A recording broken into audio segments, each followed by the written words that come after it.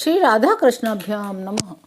भगवान श्री कृष्ण की कथाओं का आश्रय लेने वाले भक्तजनों, मैं संध्या रानी महात्मा वेद व्यास जी एवं गुरुजनों की आज्ञा से श्रीमद् भागवत महापुराण के द्वादश स्कंद के 12वें अध्याय को प्रारंभ करती हूँ।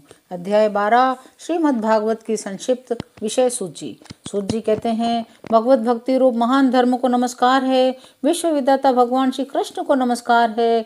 अब मैं ब्राह्मणों को नमस्कार करके श्रीमद् भागवत सनातन धर्म का संक्षिप्त वर्णन सुनाता हूँ। शौनकादि ऋषियों, आप लोगों ने मुझसे जो प्रश्न किया था उसके अनुसार मैंने भगवान विष्णु का यह अद्भुत चरित्र सुनाया।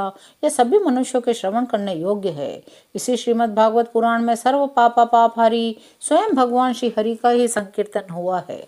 वे ही सबके हृदय में विराजमान, सबकी इंद्रियों के स्वामी और प्रेमी भक्तों के जीवन धन हैं। इस श्रीमद् भागवत पुराण में परम रहस्यमय अत्यंत गोपनीय ब्रह्म तत्व का वर्णन हुआ है। उस ब्रह्म में ही जगत की उत्पत्ति, स्थिति और प्रलय की प्रतीति होती है। इस पुराण में उसी परम तत्व का अनुभवात्मक ज्ञान और उसकी प्राप्ति के साधनों का स्पष्ट निर्देश है। शौनक जी, इस महापुराण के प्रथम स्कंद में भक्ति योग का भली भांति निरूपण हुआ है। साथ ही भक्ति योग से उत्पन्न एवं उसको स्थिर रखने वाले वैराग्य का भी वर्णन किया गया है। राजा परीक्षित ब्राह्मण का शाप हो जाने पर किस प्रकार गंगा तट पर अनशन व्रत लेकर बैठ गए, ऋषि प्रवर्षि सुखदेव जी के साथ किस प्रकार उनका संवाद प्रारंभ हुआ, यह कथा के प्रथम स्कंद में है। नारद का संवाद, अवतारों की संक्षिप्त चर्चा, महतत्व आदि के क्रम से प्राकृतिक सृष्टि की उत्पत्ति आदि विषयों का वर्णन द्वितीय स्कंद में हुआ है। तीसरे स्कंद में पहल विदुर जी और उद्धव जी के, तदनंतर विदुर जी तथा मैत्रेय जी के समागम और संवाद का प्रसंग है। तदनंतर स्थूल और सूक्ष्म काल का स्वरूप, लोक पद्म की उत्पत्ति, प्रलय समुद्र से पृथ्वी का उद्धार करते समय वराह भगवान के द्वारा हिरण्याक्ष का वध, देवता, पशु, पक्षी और मनुष्यों की सृष्टि एवं रुद्रों की उत्पत्ति का प्रसंग है। इसके पश्चात अर्धनारी नर के स्वरूप का विवेचन है, जिससे स्वयंभू मनु और स्त्रियों की अत्यंत उत्तम आद्या प्रकृति शतरूपा का जन्म हुआ था। करदम प्रजापति का चरित्र, उनसे मुनि पत्नियों का जन्म, महात्मा भगवान कपिल का अवतार, फिर कपिल देव और उनकी माता देवहूति के संवाद का प्रसंग आता है। चौथे स्कंद में मरीचि आदि 9 प्रजापतियों की उत्पत्ति, दक्ष यज्ञ का विध्वंस, राजश्री ध्रुव एवं पृथु का चरित्र तथा प्राचीर बही और नारद जी के संवाद का वर्णन है।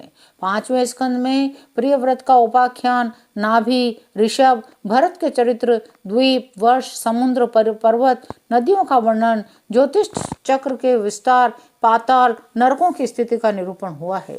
छठे स्कंद में ये विषय आए हैं, प्रचेताओं से दक्ष की उत्पत्ति, दक्ष पुत्रियों की संतान देवता, असुर, मनुष्य, पशु, पर्वत, पक्षियों का जन्म कर्म, वृत्रासुर की उत्पत्ति और उसकी परम गति। 7वें स्कंद में दैत्यराज हिरण्यकश्यप, हिरण्याक्ष के जन्म कर्म एवं दैत्य शिरोमणि महात्मा प्रहलाद के उत्कृष्ट चरित्र का निरूपण है।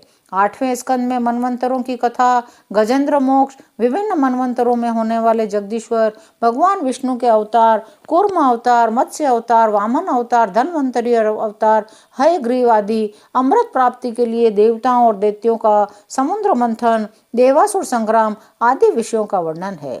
9वें स्कंद में मुख्यतः राजवंशों का वर्णन है। इक्ष्वाकु के जन्म, कर्म, वंश विस्तार, महात्मा सुद्योम्न, ईला एवं तारा के उपाख्यान सबका वर्णन किया गया है। सूर्य वंश का वृतांत, शशाद और नृग आदि राजाओं का वर्णन, सुकन्या का चरित्र, शर्याति, खटवांग, मानदाता, सौभरी ऋषि, सगर, बुद्धिमान ककुस्थ, कौशलेंद्र भगवान राम के सर्व पापहारी चरित्र का वर्णन भी इसी स्कंद में है। तदनंतर निमि का देह त्याग, जनकों की उत्पत्ति का वर्णन है। भृगुवंशी शिरोमणि, परशुराम जी का क्षत्रिय संहार, चंद्रवंशी नरपति पुरूरवा, ययाति, नहुष, दुष्यंत नंदन भरत, शंतनु, उनके पुत्र भीष्म आदि की संक्षिप्त कथाएं भी 9वें स्कंद में ही है। जबकि अंत में ययाति के बड़े लड़के यदु का वंश विस्तार कहा गया है। शौनकादि ऋषियों, इसी यदुवंश में जगतपति भगवान श्री कृष्ण ने अवतार ग्रहण किया था। उन्होंने अनेक असुरों का संहार किया। उनकी लीलाएं इतनी हैं कि कोई पार नहीं पा सकता। फिर भी दशम स्कंद में उनका कुछ कीर्तन किया गया है। वसुदेव की पत्नी देवकी के गर्भ से उनका जन्म हुआ। गोकुल में नंद बाबा के घर जाकर बढ़े। पूतना के प्राणों को दूध के साथ पी लिया। बचपन में ही छकड़े को उलट दिया। तृणावर्त, बकासुर, वत्सासुर को पीस डाला। सपरिवार धेनुकासुर, प्रलंबासुर को मार डाला। दावानल से घिरे हुए गोपों की रक्षा की। काली नाग का दमन किया। अजगर से नंद बाबा को छुड़ाया। गोपियों ने भगवान को पति रूप में प्राप्त करने के लिए व्रत किया। भगवान श्री कृष्ण ने प्रसन्न होकर उन्हें अभिमत वर दिया। भगवान ने यज्ञ पत्नियों पर बड़ी कृपा की। उनके पतियों को, ब्राह्मणों को बड़ा पश्चाताप हुआ। गोवर्धन धारण की लीला करने पर इंद्र और कामधेनु ने आकर भगवान का यज्ञाभिषेक किया। शरद ऋतु की रात्रि में व्रत सुंदरियों के साथ रास क्रीड़ा की। दुष्ट शंखचूड़, अरिष्ट और केशी के वध की लीला हुई। तदनंतर अक्रूर जी मथुरा से वृंदावन आए। उनके साथ भगवान श्री कृष्ण और बलराम जी ने मथुरा के लिए प्रस्थान किया। उस प्रसंग पर व्रत सुंदरियों ने जो विलाप किया उसका वर्णन है। राम और श्याम ने मथुरा में जाकर वहां की सजावट देखी। कुवलिया, पीड़, हाथी, मुष्टिक, चाणूर, कंस आदि का संहार किया। सांदीपनि गुरु के यहाँ से विद्याध्ययन करके उनके मृत पुत्र को लौटा लाए। शौनकादि ऋषियों जिस समय भगवान श्री कृष्ण मथुरा में निवास कर रहे थे उस समय उन्होंने उद्धव और बलराम जी के साथ यदुवंशियों का सब प्रकार से प्रिय और हित किया। जरासंध कई बार सेनाएं लेकर आया। भगवान ने उनका उद्धार करके पृथ्वी का भार हल्का किया। काल यवन को मुचुकुंद से भस्म करा दिया। द्वारकापुरी बसाकर रातों रात सबको वहां पहुंचा दिया। स्वर्ग से कल्प वृक्ष एवं सुधर्मा सभा ले आए। भगवान ने दल के दल शत्रुओं को युद्ध में पराजित करके रुक्मणी का हरण किया। बाणासुर के साथ युद्ध के प्रसंग में महादेव जी पर ऐसा बाण छोड़ा कि वे जमाई लेने लगे। इधर बाणासुर की भुजाएं काट डाली। प्राग ज्योतिषपुर के स्वामी भौमासुर को मारकर 16,000 कन्याएं ग्रहण की। शिशुपाल, पौंड्रक, शाल्व, दुष्ट दंत वक्र, शंबरासुर, द्विविद, पीठ, मुर, पंचजन आदि दैत्यों के बल पुरुष का वर्णन करके यह बात बतलाई कि भगवान ने उन्हें कैसे कैसे मारा। भगवान के चक्र ने काशी को जला दिया। फिर उन्होंने भारतीय युद्ध में पांडवों को निमित्त बनाकर पृथ्वी का बहुत बड़ा भार उतार दिया। शौनकादि ऋषियों 11वें स्कंद में भगवान ने ब्राह्मणों के शाप के बहाने यदुवंश का संहार किया। 11वें स्कंद में ही भगवान श्री कृष्ण और उद्धव का संवाद बड़ा ही अद्भुत है। उसमें संपूर्ण आत्मज्ञान, धर्म निर्णय का निरूपण हुआ है। अंत में यह बात बताई गई है कि भगवान श्री कृष्ण ने अपने आत्मयोग के प्रभाव से किस प्रकार मृत्यु लोक का परित्याग किया। 12वें स्कंद में विभिन्न युगों के लक्षण, उनमें रहने वाले लोगों के व्यवहार का वर्णन किया गया है। यह भी बताया है कलयुग में मनुष्यों की गति विपरीत होती है। 4 प्रकार के प्रलय, 3 प्रकार की उत्पत्ति का वर्णन भी इसी स्कंद में है। इसके बाद परम ज्ञानी राजर्षि परीक्षित के शरीर त्याग की बात कही गई है।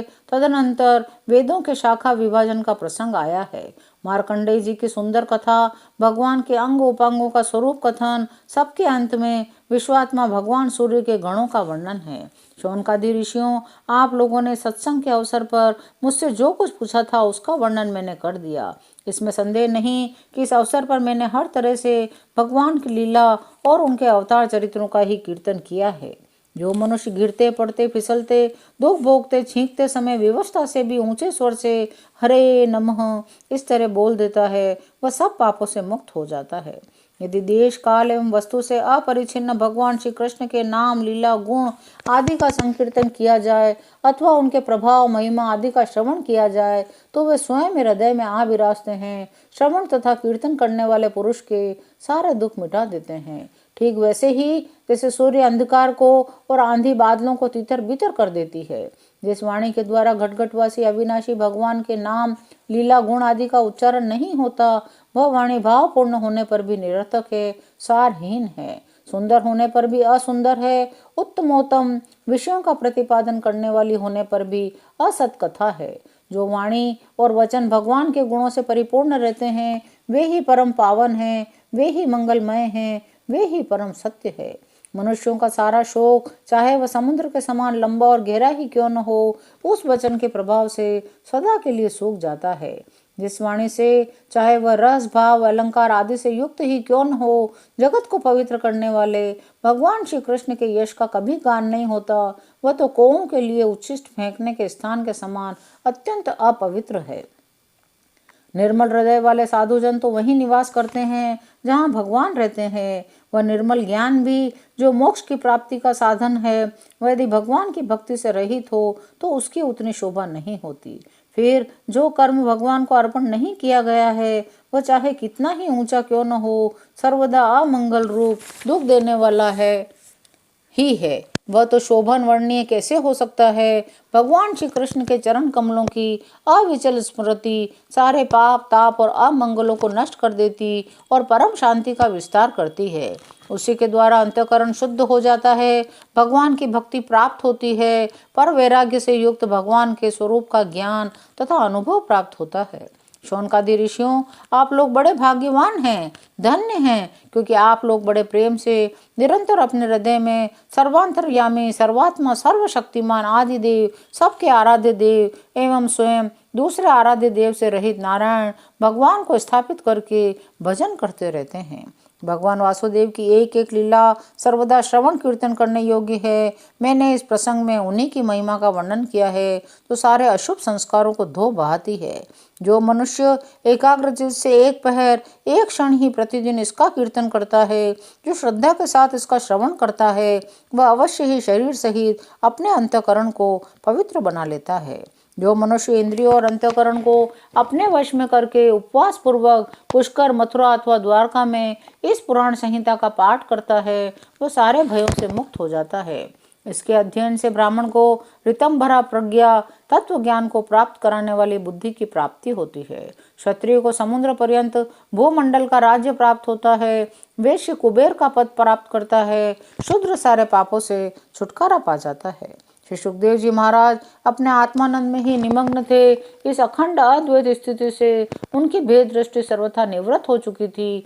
फिर भी मुरली मनोहर श्याम सुंदर की मधुमयी मंगलमयी मनोहारिणी लीलाओं ने उनकी वृत्तियों को अपनी ओर आकर्षित कर लिया। उन्होंने जगत के प्राणियों पर कृपा करके भगवत तत्व को प्रकाशित करने वाले इस महापुराण का विस्तार किया। मैं उन्हीं सर्व पापहारी व्यास नंदन भगवान श्री सुखदेव जी के चरणों में नमस्कार करता हूँ, नमस्कार करता हूँ, नमस्कार करता हूँ। 12वां अध्याय यहीं विराम लेता है। शेष अगले अंकों में। जय श्री कृष्ण।